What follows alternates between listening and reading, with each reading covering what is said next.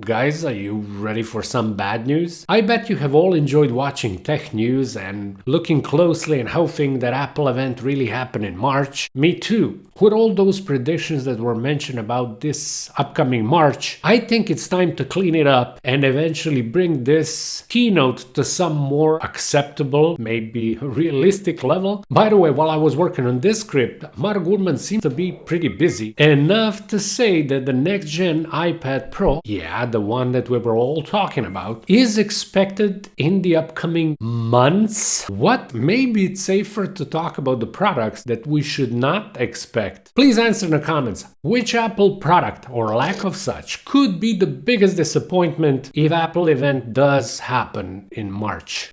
Whew, let's go.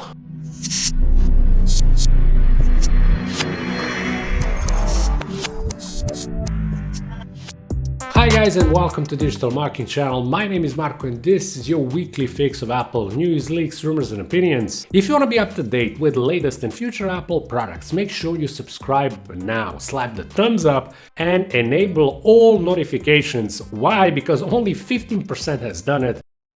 So which Apple device or devices will be the first victim of high expectations? 14-inch and 16-inch professional MacBooks. I get it. Glorious redesign, resurrected MagSafe charger, long-lost I/O finally found. And of course mini LED displays with gorgeous colors, brightness and contrast. It's sad to imagine that we're still not getting there. While it can hardly be called rule, if we look back, since its first release, MacBook Pro was unleashed only 2 times in March, and none were some big releases. Again, there were some various dates, May, June, October and November, even February and April, but March?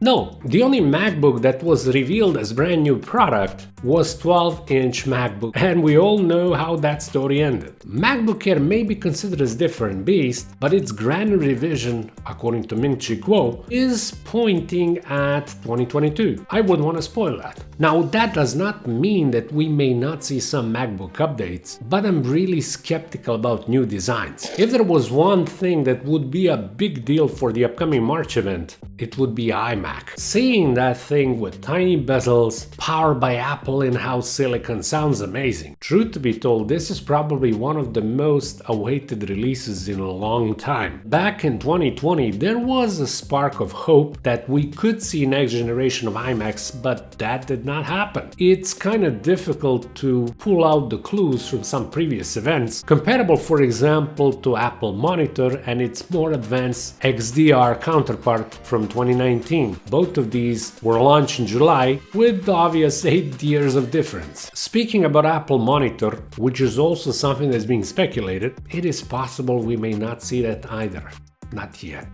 The next in line is the iPhone SE Plus, iPhone SE 3, and while bigger model speculations have started not long after the introduction of the iPhone SE 2, no one actually confirmed anything. The only information that we got so far was from Ming-Chi Kuo, who predicted that we will not see iPhone SE in early 2021. Second, maybe even more realistic prediction came from another analyst who said the next generation or alleged iPhone SE 3 could be postponed for 2022. If this is the same device as the iPhone SE Plus, maybe we do have our answer. Finally, the iPad section, and something that probably majority of you were waiting. And the first one that I do have doubt that we will see in March is the iPad 9. You see, the current version was released in September previous year, and while it did bring crappy 32 storage configuration, its processor upgrade was something that was really impressive. I mean, with A12 Bionic chip and with 3 gigs of RAM, it can literally skip the year without the upgrade.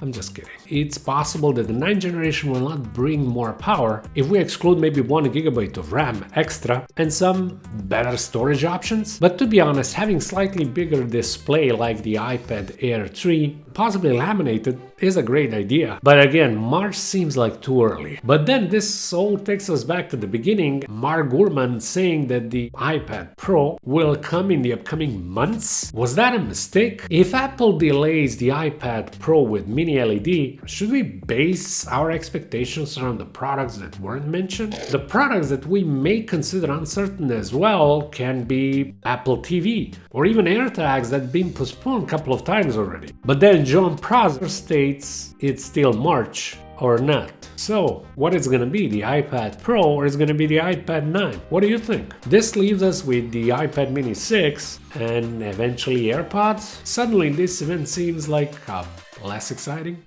One thing is certain, in less than a month, things will be more clear. In the meanwhile, it's good to be wrong. That's all. I hope you enjoyed and suffered this video the same way I did. If you did, hit the like button and subscribe. It means a lot. Don't forget to check the links in the description for some cool stuff. CyberGhost VPN only for those who want fast, reliable and secure browsing without limits. Same thing goes for anyone who wants or who needs a new website with just one simple click and with the best web hosting out there, Bluehost. Occasionally, I also share with you some discounted Apple products and accessories. Make sure you check it out all. The link's in the description. Thank you so much for watching Digital Marketing Channel. My name is Marco. Talk to you soon. Have an excellent day. Bye.